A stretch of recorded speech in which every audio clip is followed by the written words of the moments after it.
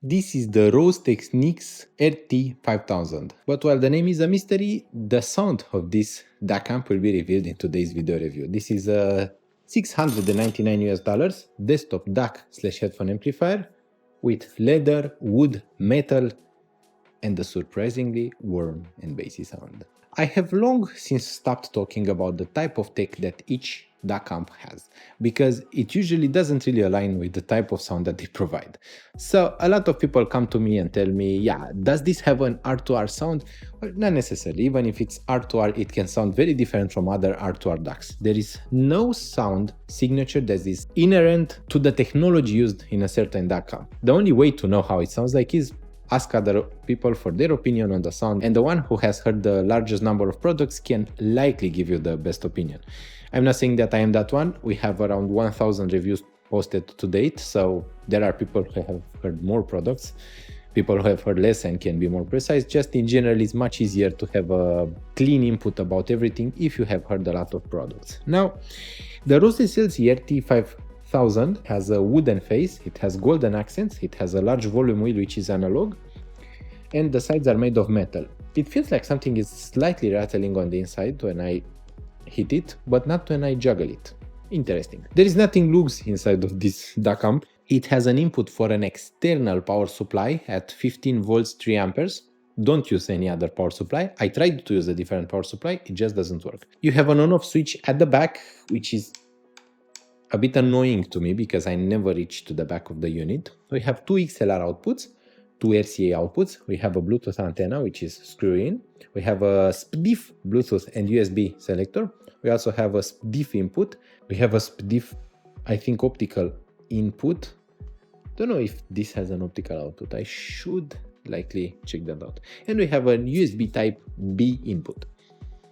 Now, what makes this one special? First off, the design. This is the only DAC amp that has leather texture on the top, on the bottom, and which has golden finish on its faceplate. It's absolutely unique. It's beautiful. You know, this is one of the most beautiful DAC amps that you can see in your entire life. It's absolutely gorgeous. It's like insanely beautiful, you know. Now, there are some disadvantages to this unit. First off, the cable that it comes with, the USB cable, is good. This is a very good cable. It's not a disadvantage. This one is an advantage. It's a very high quality type A to type B USB cable. As you can see, it's quite long. This is about 2 meters of length, which is nice, very nice.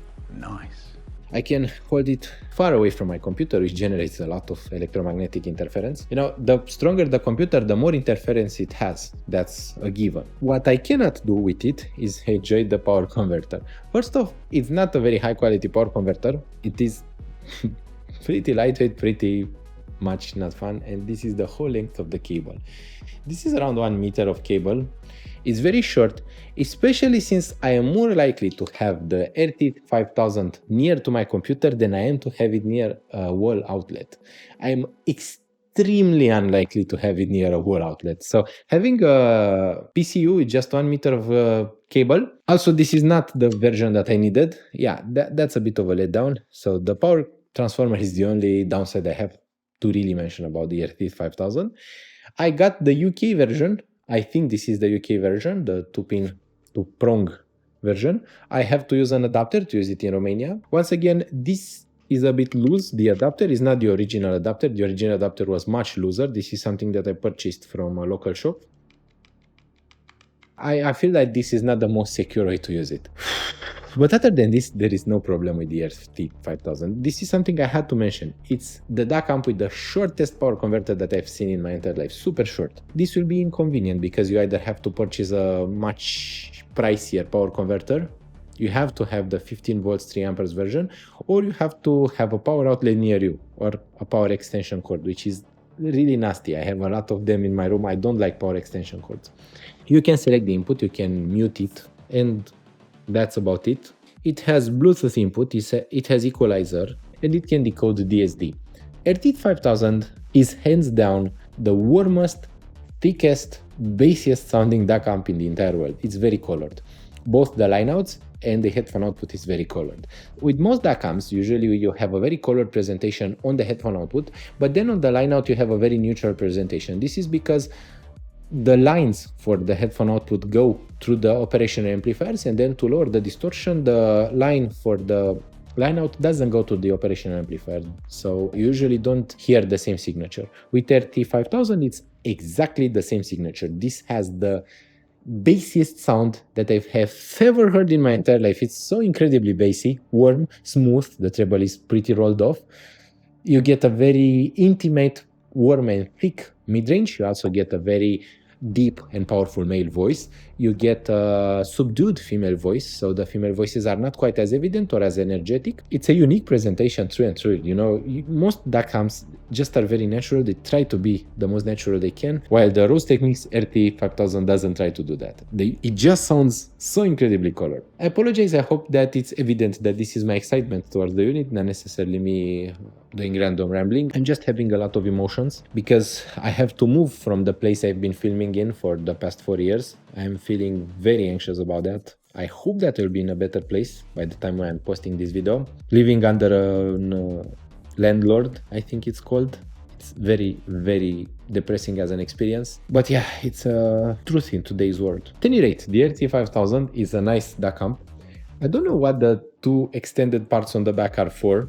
It's like a design element, but it feels like they thought about something. I don't know what, because you can't really use this like a side bag when you can't really power it. It's not portable, but it looks exactly like you would do this. You will carry it like this on the street.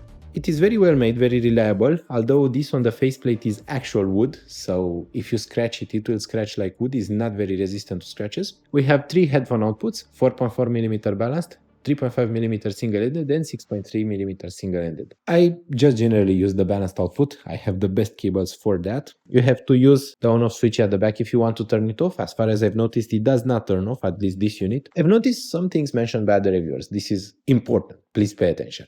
Because some reviewers have said that their unit doesn't have volume control on the line out. This unit that I have has volume control on the line out. So I think there was a revision, very silent revision, because there is no Rev 1, Rev 2. I don't even have a production date on mine. So there is no way to know which revision you have unless you buy it. I think that only the first couple of units did not have volume control for the line out, because this one does. I've used it with the active speakers I have here, with the Ellipson XLS7. I've used it with solid state amplifiers that don't have any kind of preamplifier. So this volume wheel does affect the line out. There is no additional noise on the line out. The line out is very clean, very controlled. It has a very low level of noise. The line out sound in my unit is the same as the headphone output. It's extremely thick, heavy. It's one of the bassiest sound in the whole world. So it's important. This, I think, is interesting because in this situation, the review units have been worse than the actual customer units, because this is a customer unit and this one doesn't have the problems that other reviewers have noticed, which is super nice. I mean, customers for the first time in forever are getting a better package. The one other slight discomfort I've noticed with the RT-5000 is that you can't really glue feet to it, right? Because, you know, this is leather. If you use glue, it will damage the leather. But if you leave it on a desk, you may scratch this leather, especially if you have a lot of dust or if you eat on your desk and you will have little crunchy. Oh, I don't know the word for that. In Romanian, it's firmituri. Food crumbs. Yeah, food crumbs. So if you have food crumbs on your desk or a small screw or anything that would get beneath the RT-5000, you may scratch it. Even the texture on your desk might scratch it. But at the same time, you can't really glue feet to it. So what you are left with is holding it vertically, which looks pretty cool.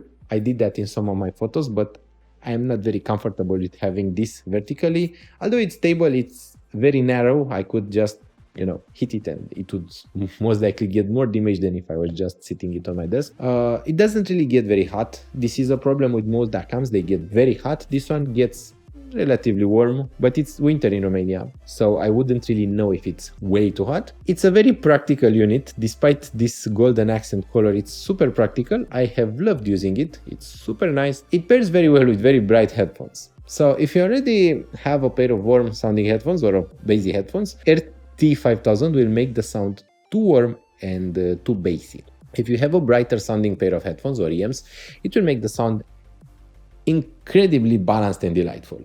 It's very nice because it can add a lot of bass to a neutral or bright sounding headphone. If your headphones already produced a lot of bass, it will be quite a lot. But if you are a bass head, you like that. With EMs, it has an audible noise floor because it most likely has a higher output impedance. I have noticed hissing with some of the more sensitive EMs like the The Audio Origin or Swayer's EA N7 Pro, but with others I have noticed no background noise, for example with Sennheiser EA900. So your experience may vary. You should take into account that with some EMs it has some background noise. With headphones it has none. There is no issue when using headphones. Because the sound is a bit on the warmer side, you may feel like the soundstage is a bit more intimate, because with all darker sonic signatures you feel that the voices are very close to you. So that may be a pro, they may be a con. It depends a lot on what kind of sound you are looking for. The actual resolution is very good. It's not focused on resolution though. So RT-5000 is the kind of DAC amp that doesn't really bring forward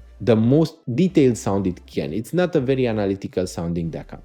It's a very balanced sounding DAC amp. It can create a very balanced type of signature. It has some bass, it has some detail.